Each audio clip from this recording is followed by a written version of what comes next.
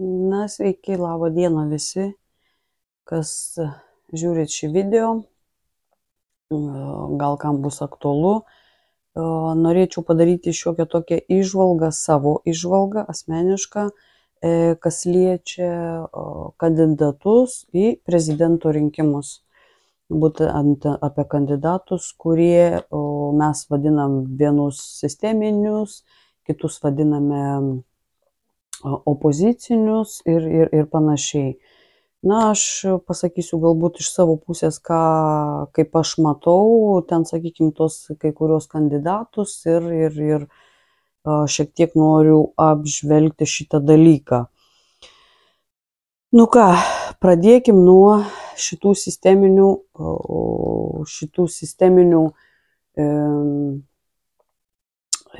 kandidatų, kur mes vadinam, tai kandidatuosis iš Čmil, kaip žinom, iš Skvernelio kompanijos irgi bus ten paskirtas, ten nežinau, kad tenai kažkas, tai ten irgi jie paskirs savo žmogų, ten jau galvoja ir panašiai.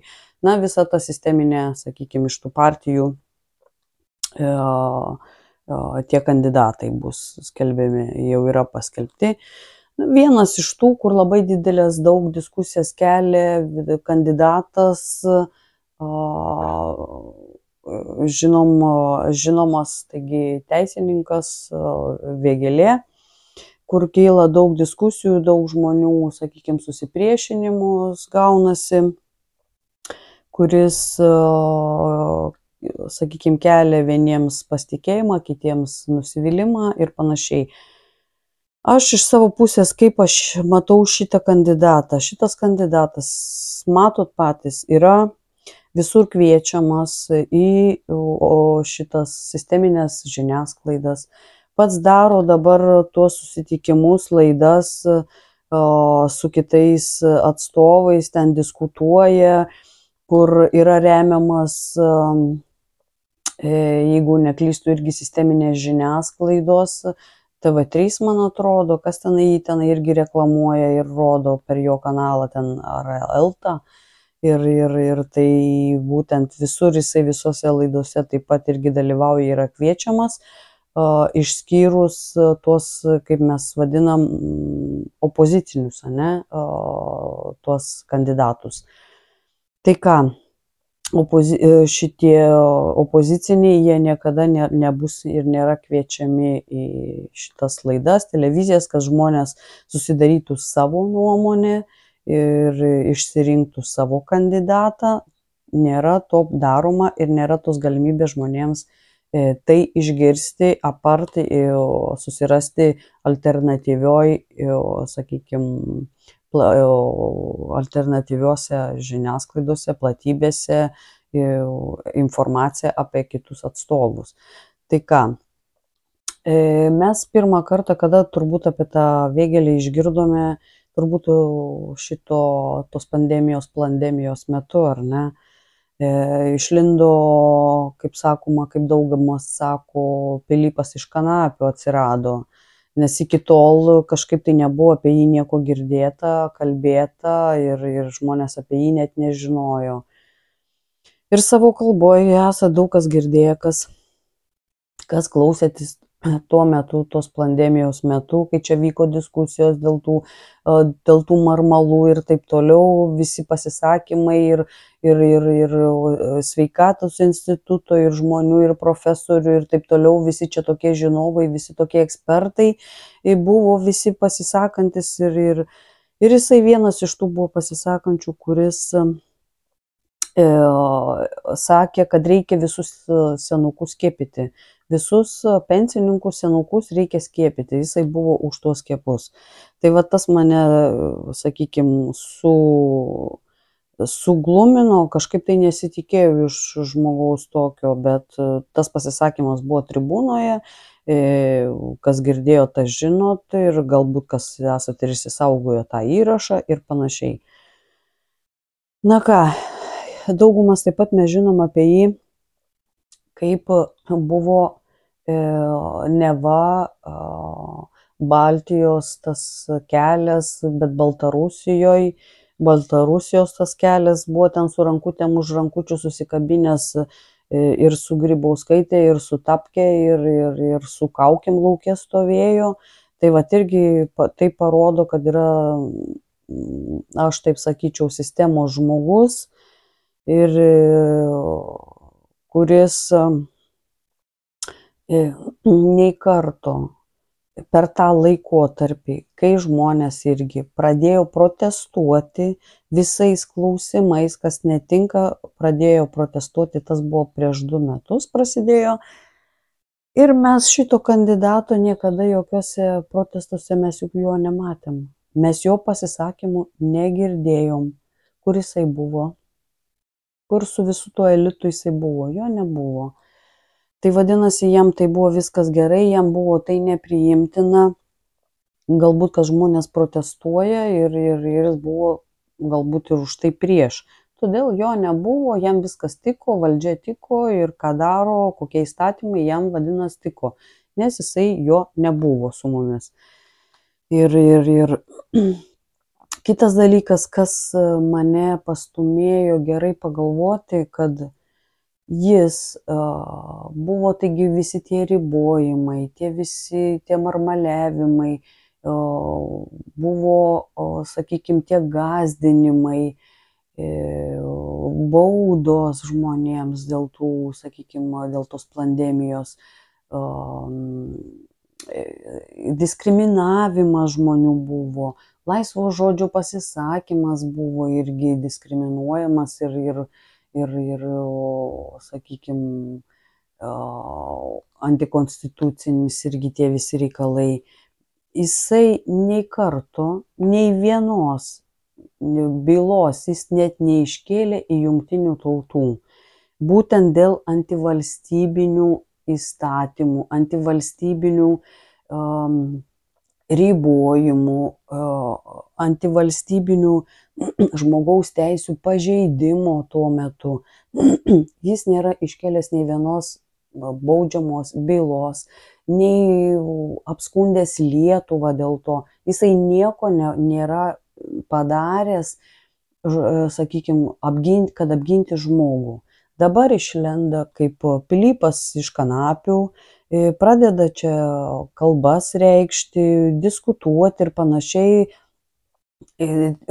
pasirodantis teisus žmogus, čia geras ir čia mano nuomonė tokia ir aš taip matau iš tos prizmės šitą žmogų ir tikrai va šitie faktai, patys žinot, kad čia yra faktai, o ne išsigalvojimas, kokie įvyko tie visi įvykiai. Ir mane privertė susimastyti apie šitą žmogų, ar tikrai mums reikia tokio žmogaus, ar tikrai Lietuvai reikia, ar jisai tikrai kažką tai pakeistų ir padarytų gero. Nes vis dėlto yra, aš manau, statytinis žmogus, sisteminis ir nematau aš jo prezidento vietoje, tikrai ne. Ir mane tikrai ne kartą mintis užklupo, tiesiog pagalvoti jo veiksmus, kodėl jisai tylėjo tada, kada turėjo pasireikšti, kada turėjo ginti tautą, visuomenę, kaip jisai kaip teisiniam priemonėm tą galėjo padaryti, bet to nepadarė.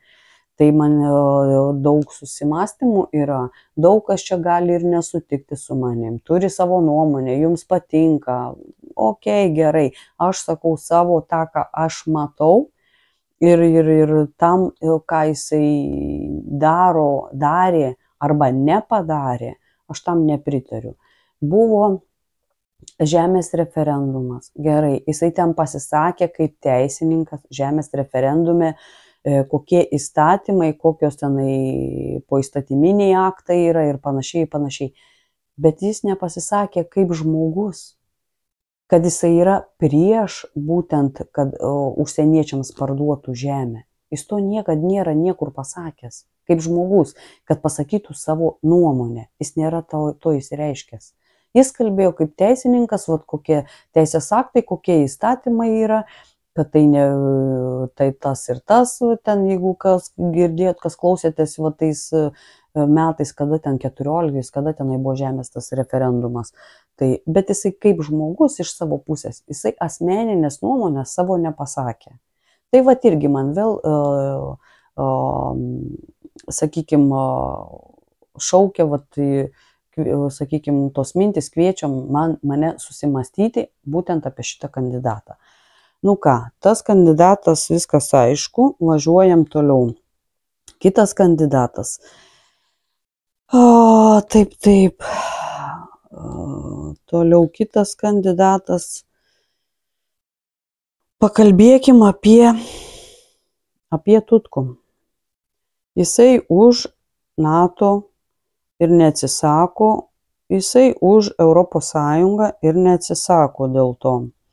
Jisai kaip yra, sako, pro-europietiškas, pro-natiškas. Tai va, kas esat prieš, tai jau žinokit, kad jūsų nuomonės su juo nesutaps. Iš dalies, sakykime, čia kita būtų ilga tokia diskusija, dėl ko aš, sakykime, esu prieš NATO ir čia galima, yra visai kitų būdų ir kad mes turėtumėm savo kariuomenę ir taip toliau, bet čia visai atskira ilga tema, diskusijų tema ir panašiai ir taip toliau.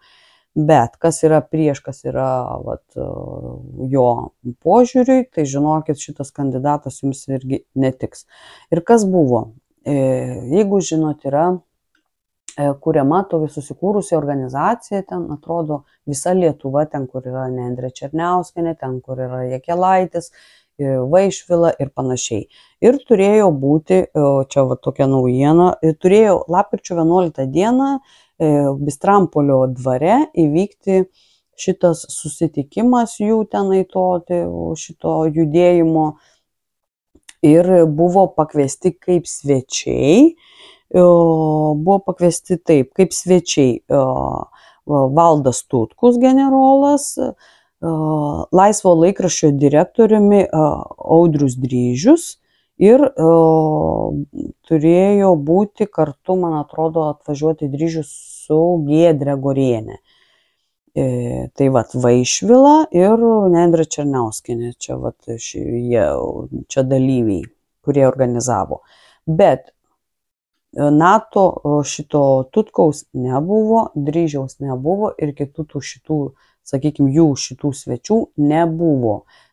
Taip, Vaišvila, ten Kepenis buvo, žinau, irgi tam susitikime ir taip toliau. Romas Dambrauskas dainavo Kelkis Lietuva tenai šitam susitikime. Bet ką noriu pasakyti? Noriu pasakyti, kad Tutkus neatvyko. Jisai neatvyko, neperspėjo, nepaskambino, neparašė.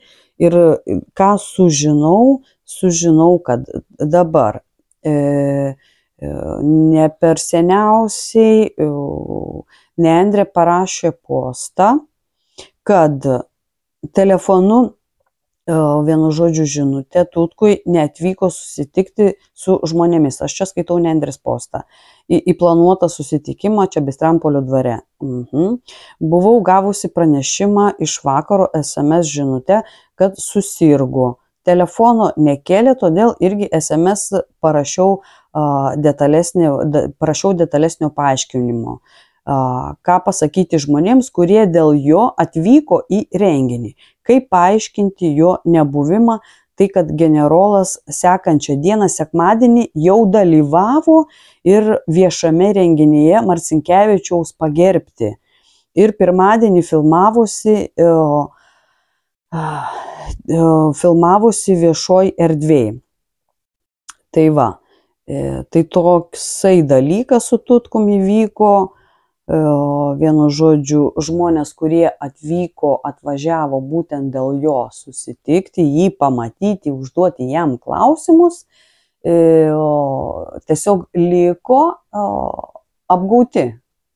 Tai va, ir jokio paaiškinimo, jokio nieko, ir va Tutkus va šitai pasielgė, kitą dieną važiavo į Marcinkevičiaus kažkokį tai paminėjimą, čia pagerbti kažkokį tai renginį, o tenai vat neatvažiavo. vad, kur buvo pažadėta. Tai vad irgi reikia susimastyti irgi, kokie veiksmai žmonių yra, kurie pretenduoja eiti į prezidentus. Tai nemanau, kad yra irgi, mano manimui, nėra tinkamas kandidatas, jeigu irgi matome faktus, matome, kad jis kalba tik tai apie karą, apie kariuomenę, apie NATO, apie ES, jisai tik apie tai te kalba.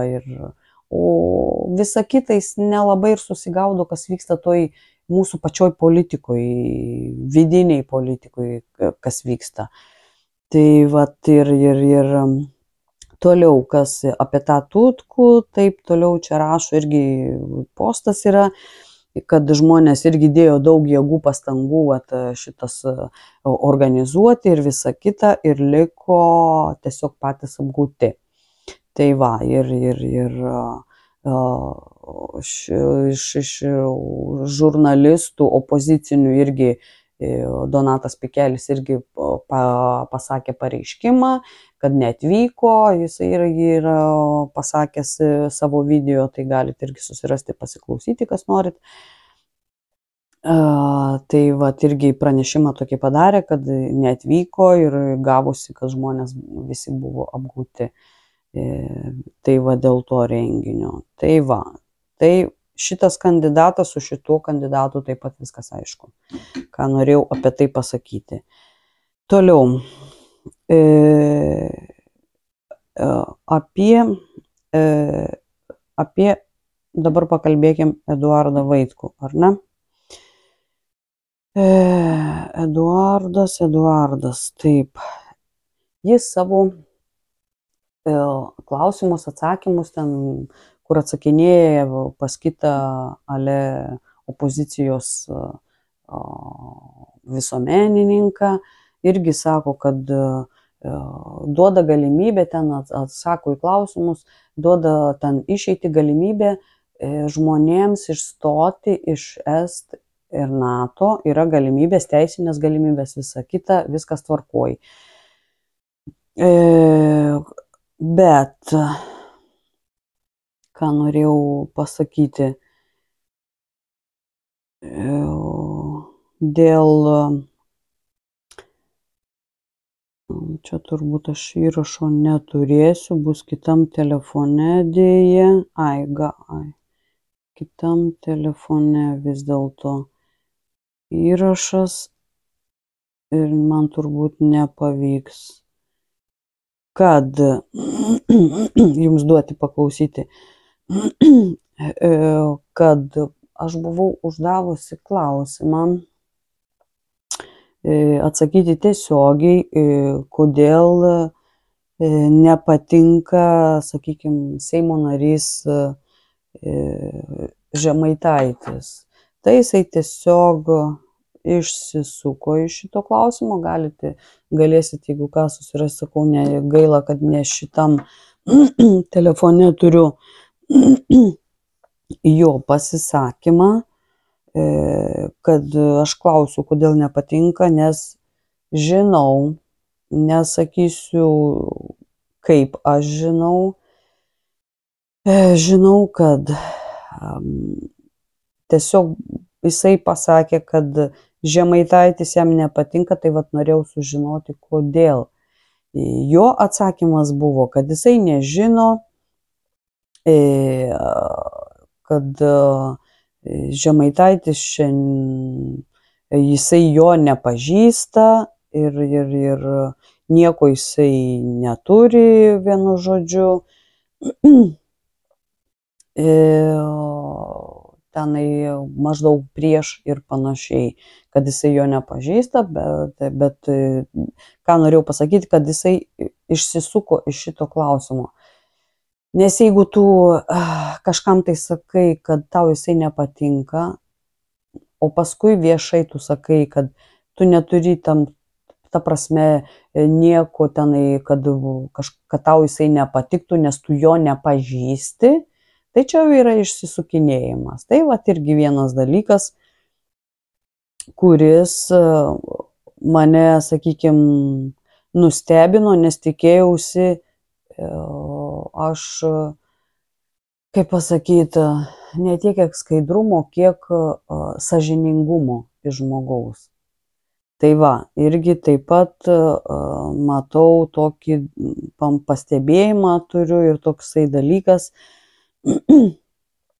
ir kad jisai taip pat sako galimybės išstoti iš tos Europos ir iš to NATO, bet pats savo nuomonės jisai nepasako. Jisai nepasako savo nuomonės, kad jisai nėra prieš NATO, jisai nėra prieš Europos Sąjungą, jisai nėra. Tie, kurie dar nesuprato, jūs galvojat, kad jisai yra prieš NATO, prieš Europos Sąjungą, tai jūs klystat. Jisai nėra prieš. Nėra jisai prieš. Jisai pats balsavo už Europos Sąjungą. Bet paskui prasideda tie visi, kaip liaudiškai sakoma, atmazai, kad pasakė, mes ne už tokią Europą, vienu žodžiu, tenai balsavom ir visa kita. Bet jisai pats kaip kalba, oi čia, kad stojant į Europos Sąjungą, Lietuva dalinai atsisakė nepriklausomybės, dalinai atsisakė paklusti Europos Sąjungai pagal jų taisyklės, atsisakėm lito, tai bet jeigu tu balsavai prieš, tai tu tą dalyką jau žinojai. Kas balsavo ir tikrai tie žmonės yra nekvailiai, jie jau tą žinojo, kad dalinai atsisakot nepriklausomybės Lietuvos stojant į Europos Sąjungą. Jūs jau žinot, jeigu atsisakot lito, jūs nebūsit nepriklausomi. Ir jūs balsavot, tai vadinasi, jūs sąmoningai tai darėt. Jūs tą žinojot. Aš suprantu paprastą žmogų, kuris buvo apgautas stojant į Europos Sąjungą, kuris nežinojo ir daugelis nežino, kas ten toj sutarty parašyta. Daugelis taigi nežino. Aš paprastų žmonės suprantu, kad jie buvo apgauti ir jie nelabai ką išmano, kas ten kaip, bet tam tikri žmonės, jie yra protingi ir jie žinojo, ką daro. Tai nereikia dabar, mano manimu, tai nereikia dabar tuom prisidengti, kad balsavo už visai kitokią Europą. Bet jūs tam tikrus dalykus, tam tikrus punktus, jūs žinojot, kad bus taip ir taip. Tam tikrus dalykus jūs tikrai žinojot. Aš pateisinu paprastą žmogų, kuris galbūt teisiškai nelabai supranta ir nelabai žino, kas vyksta ir panašiai, bet žmonės, kurie domisi geopolitika, puikiai supranta ir kurie šitoj susigaudo, kas vyksta, kalbant apie politiką, netgi vidinę tą politiką, taigi puikiai žinojo. Tai irgi kandidatas, ir kas įdomiausia, kad žmogus, kuris pasisakantis opozicinė televizija, kur dabar daro tiesioginės, atsakinėja Vaitkus į klausimus, ar ne, savo jo kanale. Tas žmogus, taip Vaidas, jisai yra prieš NATO, jisai yra prieš Europos Sąjungą, bet kažkodėl tai reklamuoja Vaitkų, labai stumia kaip kandidatą, kuris Vaitkus, jisai nėra prieš Europos Sąjungą. Nėra prieš NATO jisai. Jisai tik tai žmonėms, kai atsako į klausimus, jūs atkreipkite dėmesį, būkite atidus, kad jisai duoda galimybę, išsako galimybę, kaip tauta gali išstoti iš viso to legaliai. Bet savo nuomonės, savo pozicijos jisai nebuvo pareiškęs, kol nebuvo užduotas jam konkretus klausimas. Ir Giedrės Gorienės laidoj galit patys ir pasiklausyti ir išgirsti, kad jisai balsavo už NATO, už Europos Sąjungą balsavo. Taip, kad aš neįsigalvoju čia ir galit patys pasiklausyti ir išgirsti jo pasisakymus. Tai mano klausimas, kodėl tada reklamuoti, stumti tam tikrą kandidatą savo, kuris prieštarauja tavo įsitikinimams. kuris prieštarauja tavo požiūriui, taip kaip tu matai Lietuvą, tokią, kokią tu norėtum. Tai vat klausimas, kodėl tai daro. Ar nesupranta, ar tyčia daro, ar kame čia reikalas yra. Tai vat toksai mano pamąstymas vat apie kandidatus. Yra ir kiti kandidatai pasiskelbę taip pat, bet aš manau, kad tie kandidatai, mano požiūriu, kad nėra tinkami kandidatai, kurie neišmano geopolitikos, kalba tik tai vien apie kaimyninės šalis, kad reikia draugiškų santykių, bet to neužtenka. Tai va, ir jeigu prezidentas žmogus eina į prezidento rinkimus ir neišmano geopolitikos, šitas žmogus tikrai nėra tinkamas į kandidatus. Taip, kad tokios mano įžvalgos yra apie tuos kandidatus. Jau nekalbant apie tuos susisteminius, tai jau žinom tenai iš tų visų tų partinių ir taip toliau, kad tenai nieko gero iš jų nebus.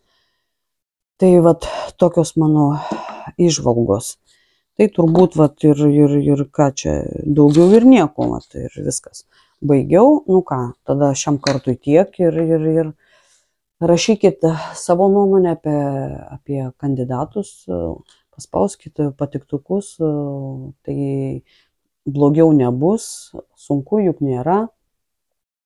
Ir rašykit savo argumentus, kokie jūsų kandidatai. Aišku, gerbkim vienas kitą ir būkim mandagus. Šiam kartui tiek, iki.